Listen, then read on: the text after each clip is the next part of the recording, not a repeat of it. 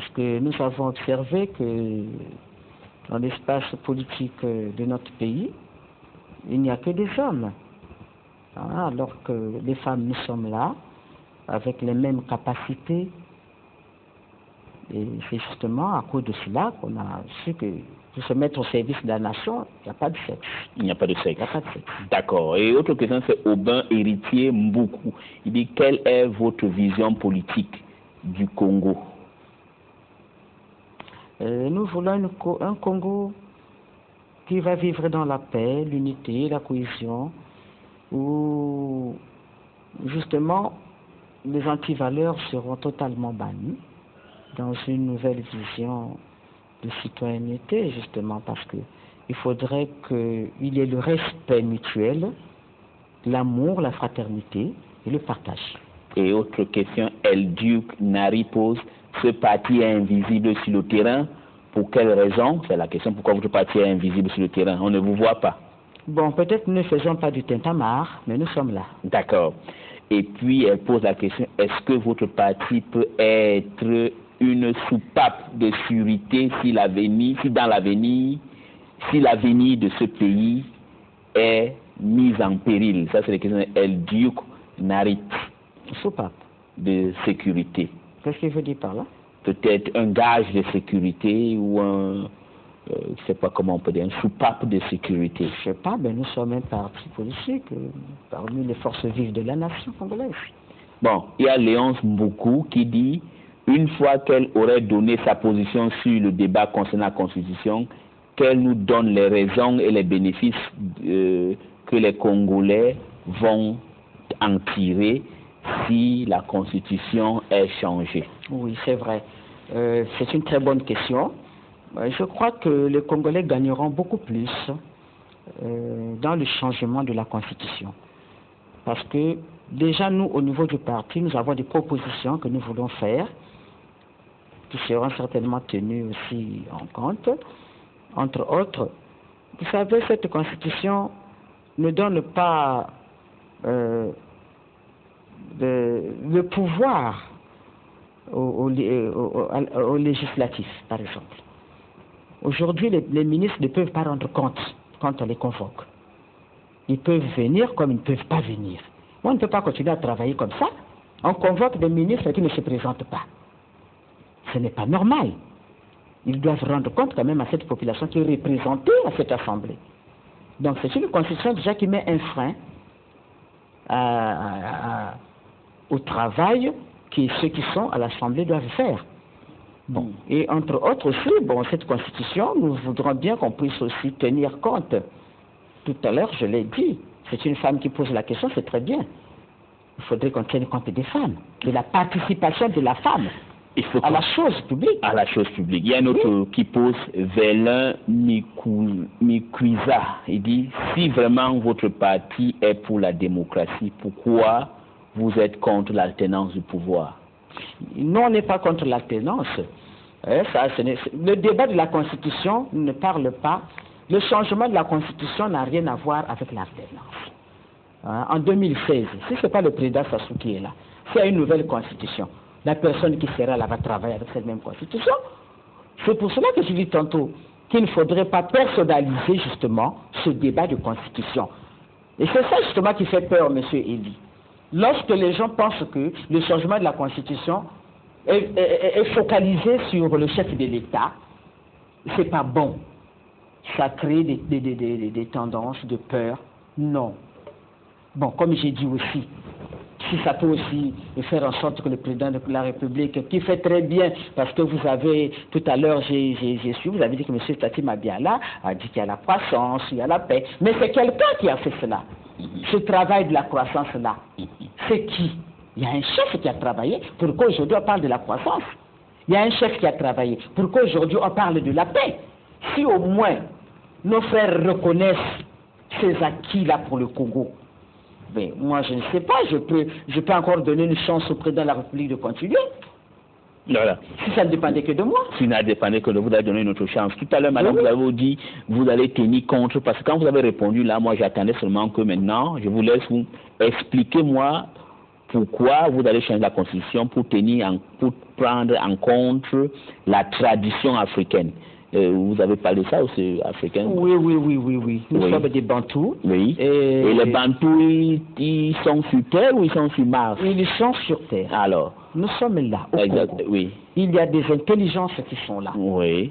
Qui peuvent aussi apporter le meilleur d'eux-mêmes pour ce pays. Oui. Et quelle est la tradition bantou dans tout cela? Vous pensez que... Moi, je ne comprends pas, madame. La tradition bantou, là, je ne vois pas.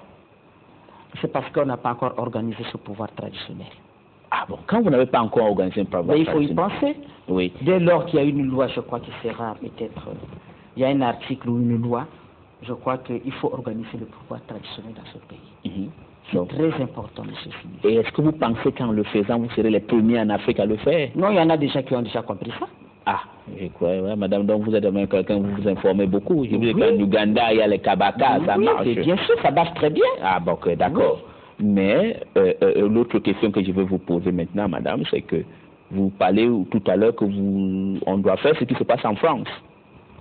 On doit imiter ce qui se passe en France. Non, je n'ai pas dit qu'on doit imiter. Parce que déjà, nous n'imitons pas du fait qu'eux, là-bas, ils vont seulement modifier. Voilà. Mais nous allons changer. Vous allez changer. Donc, nous, on n'imite pas du tout. Nous voulons le changement. Eux, là-bas, ils vont modifier. C'est deux choses carrément différentes. Madame, vous semblez connaître un peu beaucoup ce qui se passe en France. La Constitution française, depuis 1958, voilà. C'est depuis De Gaulle. Depuis De Gaulle. Voilà. Ça existe toujours, madame. Ça ne vous inspire pas confiance, ça? Bon, moi, je crois que M. Smith, il faut qu'on arrête. Moi, je reviens toujours à ce que nous sommes des Bantous. Mais les Bantous, là... toujours... non, mais les Bantous...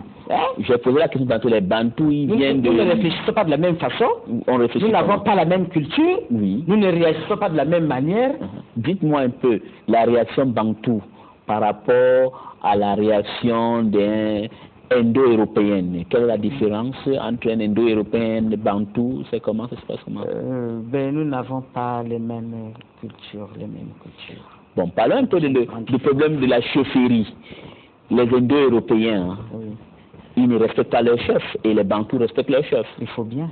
Ah c'est bon? pour cela que nous ne pouvons pas imiter. Non, je pose la question. Je n'ai pas dit que... Nous devrons respecter nos chefs. Voilà. Ça a toujours été comme ça avant. Et en respectant les chefs, qu'est-ce que vous voulez par là dire?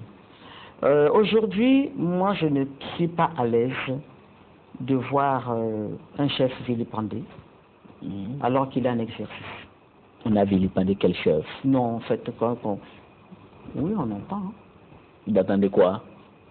Des propos parfois qui sont tenus, qui ne sont pas bons pour un chef qui est là. Un chef chez les Bantous.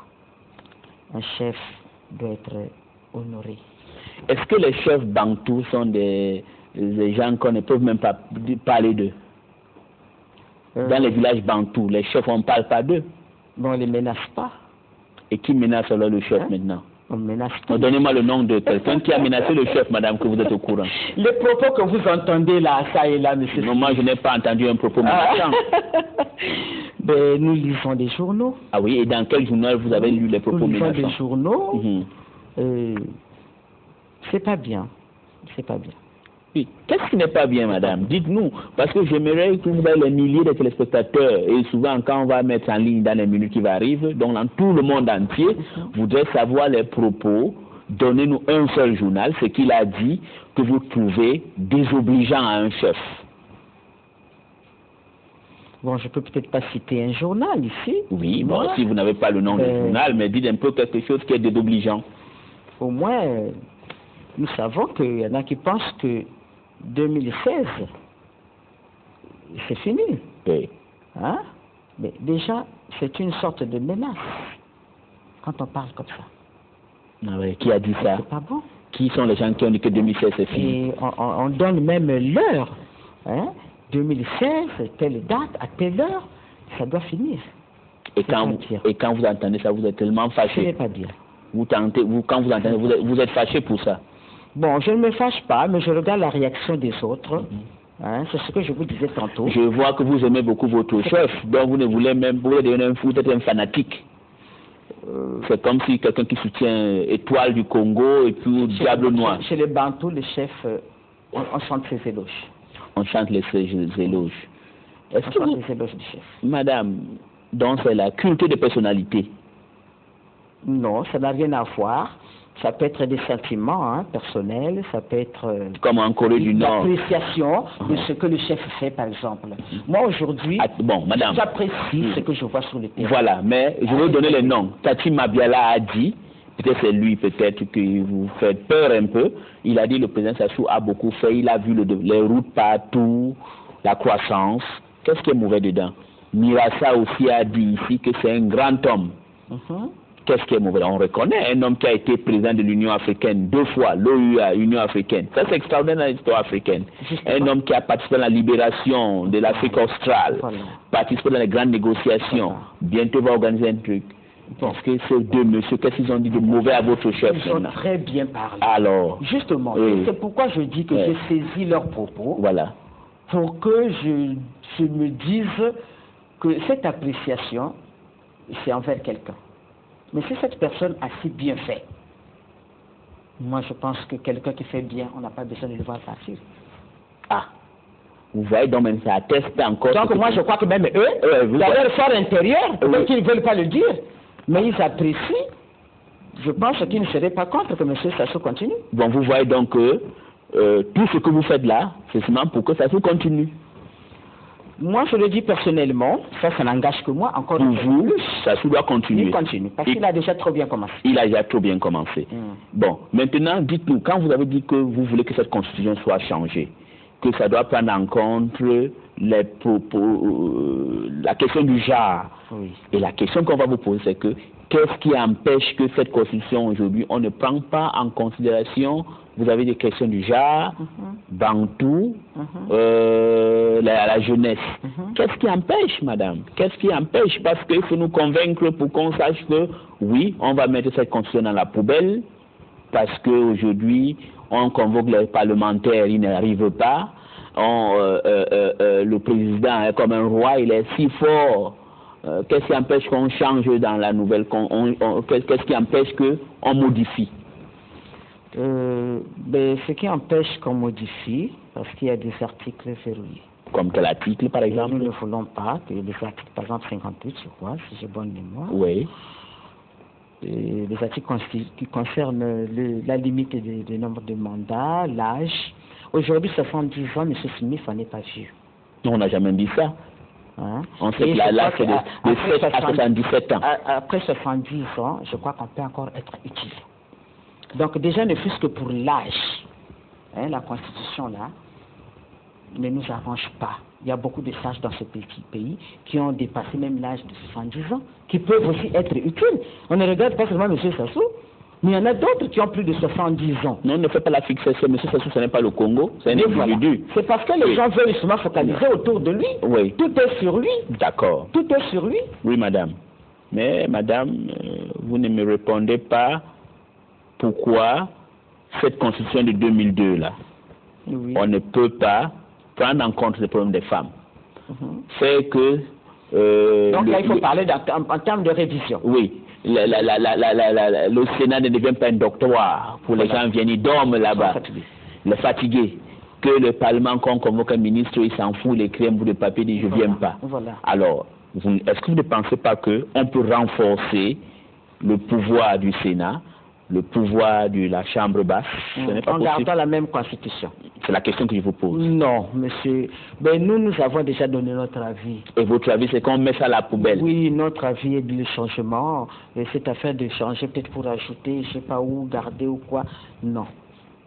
Bon, madame, vous savez que ce qu'on va faire aussi, que après ça, j'aimerais que vous faites un débat avec les gens qui sont contre. Oui, j'aimerais bien. Parce que ça devient un problème de monologue. Vous êtes là, Thierry Mungala, Pierre Mabiala, le ministre, tout le monde, vous êtes pour le changement. Oui. Mais quand même, il faudra que vous croisez le fer avec les gens qui veulent la stabilité du pays. Et qui nous apportent aussi leurs convictions. Il faut qu'ils puissent nous convaincre. Pourquoi garder cette constitution? Ah bon?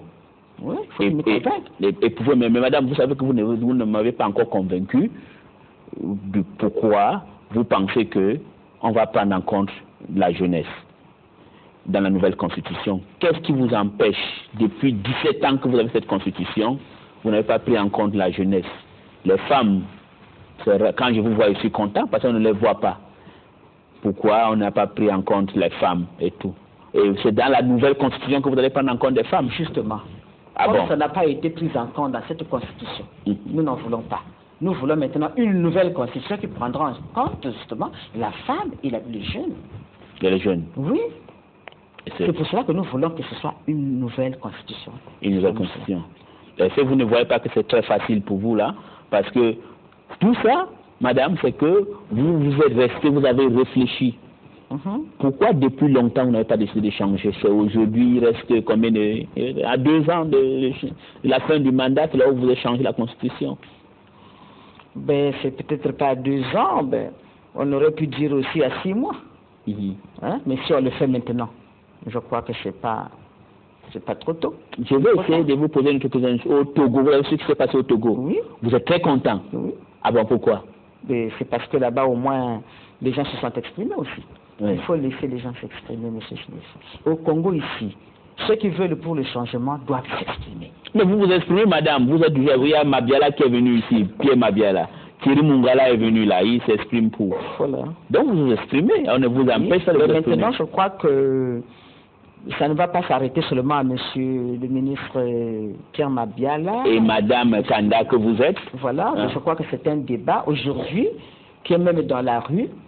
Et au finish, je crois que le mieux serait peut-être de se retourner vers la population par voie de référendum pour que la population aussi s'exprime. Aujourd'hui, madame Kanda va donner sa position. Monsieur Thierry Mungala donne sa position. Monsieur Pierre Mabiala. C'est bien beau, mais moi je crois qu'il serait mieux que la population, le peuple congolais s'exprime sur ce débat. Je crois que ce sera mieux. Et si vous allez dans un référendum, vous êtes sûr de vaincre, de gagner? Moi, je crois que la majorité des Congolais, je crois qu'ils sont pour le changement de la Constitution. Et si maintenant vous allez à un référendum et la population dit que non, vous allez faire comment? Mais vous savez, c'est la population. C'est la voix du peuple qui compte. Voilà. Hein? Et madame, moi, je suis optimiste. Vous êtes optimiste. L'autre question que je voulais vous poser, vous tous là qui claironnez pour le changement, vous le faites avec le mandat de qui? Moi, je le fais avec le mandat de personne. C'est ma conscience. Et vous amenez tout votre parti politique? Voilà, ben, nous sommes ensemble, nous réfléchissons ensemble. Hein, voilà, c'est avec mon parti. Bon.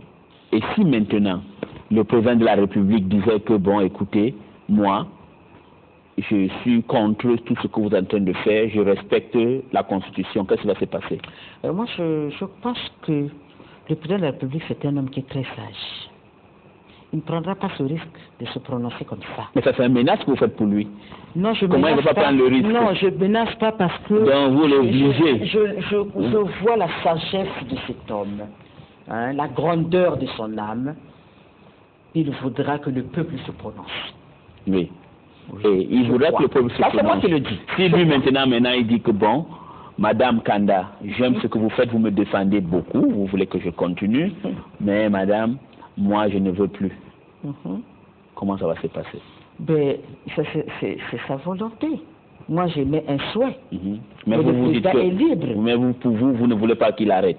Non, il doit continuer. Il doit continuer. Il fait tellement bien. Il fait tellement bien. Oui.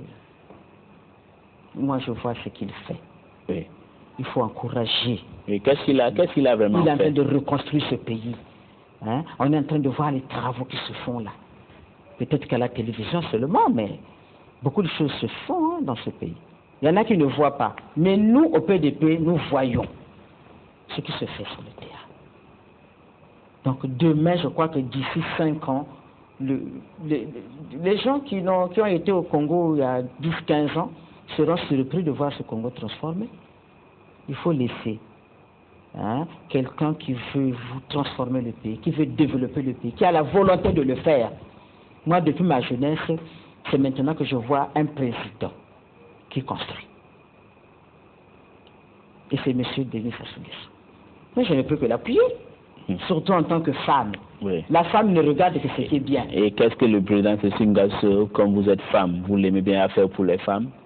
Je crois qu'il va faire quelque chose pour les femmes. Ah, il va faire. Il a déjà commencé à faire. Il a nommé des femmes qui sont des mères, qui font très bien le travail aussi. La parité dans le Congo, je crois qu'ici, dans notre pays, a déjà commencé son bonhomme de chemin. Il a commencé son bonhomme de chemin. Donc vous aimez si le président Denis Sassou Nguesso que vous pensez qu'il faut qu'il continue. Vous pensez aujourd'hui, madame, je vous pose la question que tout le monde pose, hein? Oui. Un homme que, bon, il a fait, on ne refuse pas, on construit des routes, on fait tout, que c'est lui seul qui peut le faire.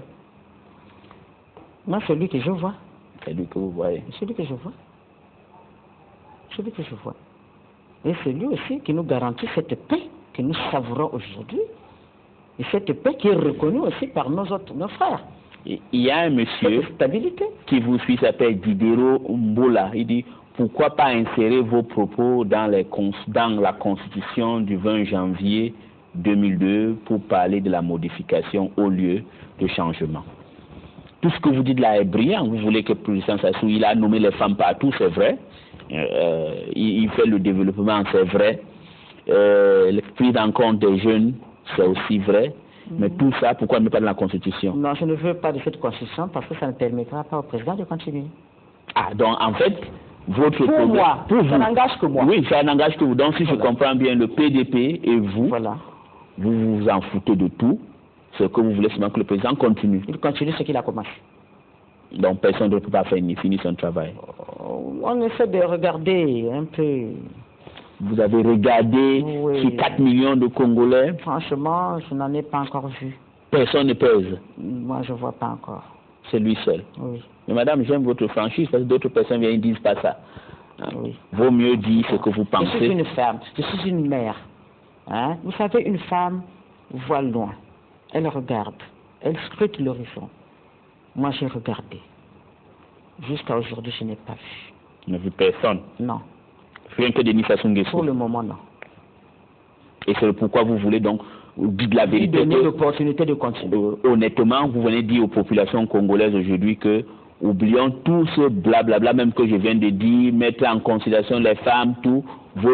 La réalité, c'est que le message que vous voulez envoyer, c'est que le président Sassou doit passer pour le 3e mandat. Oui, mais en tenant compte de tout ce que je viens de dire. Oui. Hein, parce que c'est une constitution que nous allons changer. Là-dedans, la prise en compte de la femme. Si nous voulons la changer, il y a aussi, j'avais bien l'âge, limite des mandats. C'est pas en faveur de celui que moi je veux voir encore. Donc ça ne peut que me donner justement des arguments pour appuyer le changement. Je suis franche. Vous êtes franche, oui, c'est vrai. Non, j'aime les gens qui disent la vérité.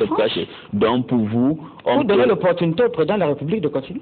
Pour continuer. Oui. Mais pourquoi le président de la République qui aime tant les femmes, il n'a pas vu que la constitution qu'il a aujourd'hui, on donne le pouvoir aux femmes. Vous voulez maintenant qu'on change, c'est là où il va vous donner plus de pouvoir. Oui, je l'ai dit déjà, hein, avant que c'est une constitution qui avait été faite dans une période de crise. À ce moment-là, la femme était terrorisée quelque part et tout. Est-ce qu'on pouvait même tout de suite penser à cela? Je ne crois pas. Hein, et puis dans chaque chose, je crois que la question est mûrie avec le temps. Hein, cette question a été mûrie. Je crois qu'aujourd'hui, la femme congolaise, moi j'y crois, qu'il y en a plusieurs qui sont prêtes à se lever pour être utiles à leur nation. Peut-être qu'il y a 10 ans, ce n'était pas possible. Hein, mais le temps, il y a l'assurance qui est là, il y a la paix, il y a la stabilité, mais ça donne quand même un peu beaucoup plus d'assurance aux femmes de se mêler à la chose publique. Et les femmes auront plus d'assurance quand on va changer la Constitution? Oui, parce qu'elles seront prises en compte. Et aujourd'hui, on refuse de les prendre en compte parce que la Constitution n'est pas changée. Non, nous voulons quand même qu'il y ait un document. Bon, autrement, madame, est-ce que ce n'est pas que on veut seulement vous utiliser? Utilisé par qui? Moi, je suis libre de mes propos. Vous êtes libre de vos propos? Oui, je suis une femme très libre. Vous êtes libre? Oui. Donc, vous savez, on va voir le jour qu'il y aura un débat ici avec une autre femme, on verra comment vous vous faites. Hein. Oui. On verra si vous êtes vraiment libre de vos propos. Oui, c'est bon. C'est possible. Mais oui, c'est possible. Il faut débattre avec tout le monde. Il n'y a pas de souci. Même Clément Mirassa. Oh, c'est un frère. Ah bon? Il est congolais comme moi. Les Congolais comme moi, peut-être que nous n'avons pas les mêmes idées. Oui, c'est normal. Mais c'est ça. Oui, oui.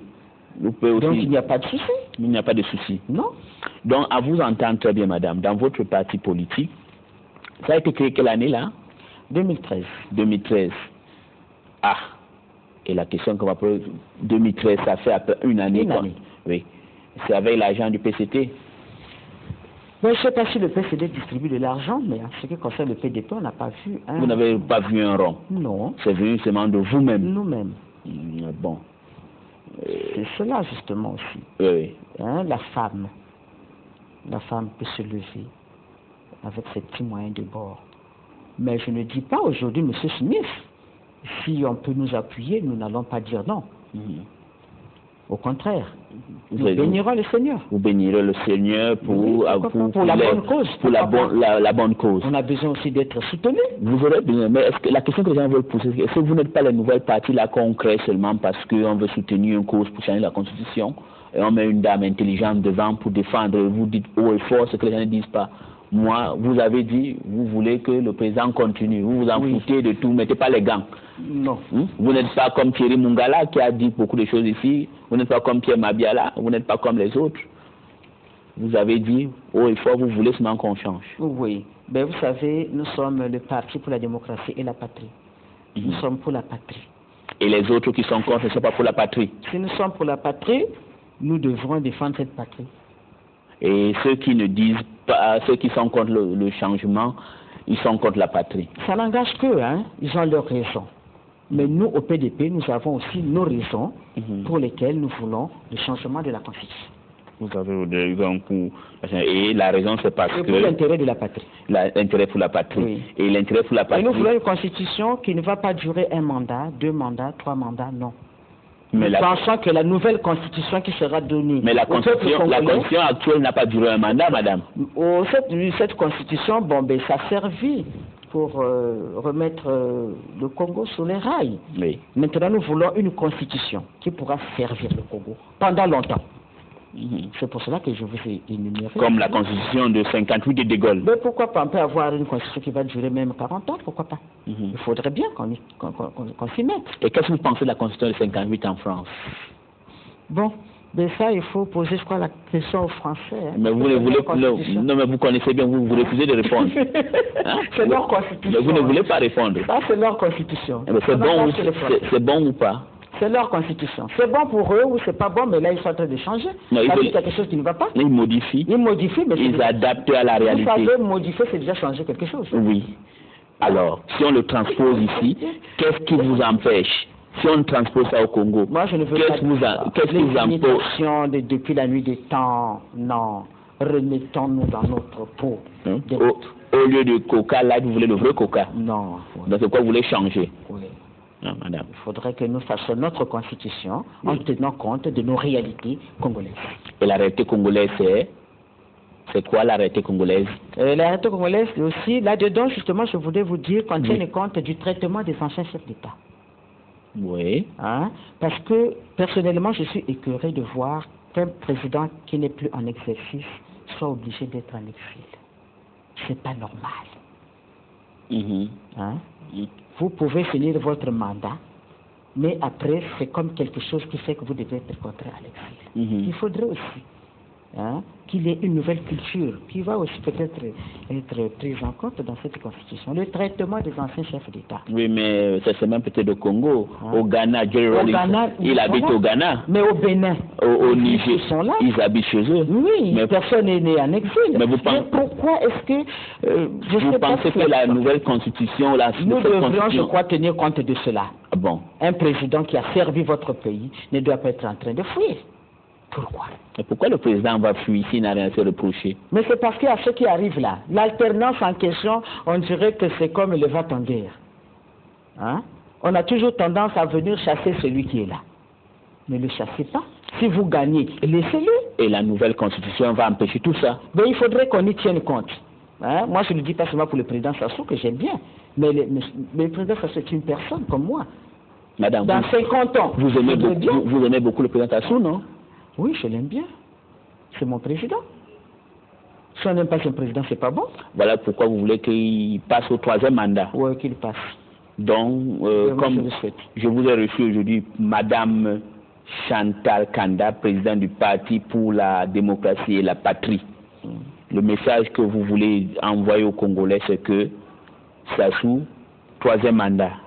Non, ça c'est moi, j'ai donné mon point de vue. Oui. Mais le message que je voudrais envoyer au peuple congolais, c'est de voir d'abord l'intérêt de notre patrie. Le changement de la Constitution, nous ne devons pas regarder ce débat par rapport à quelqu'un. Mais il faudrait que nous regardions ce débat par rapport à notre nation congolaise. Qu'est-ce qu'il faudra mettre dans cette Constitution? Il ne faudrait pas que ce soit une Constitution qui va durer 5-10 ans seulement, non. On peut avoir une Constitution, quand elle est bien faite, qui peut même durer même 50 ans, pourquoi pas.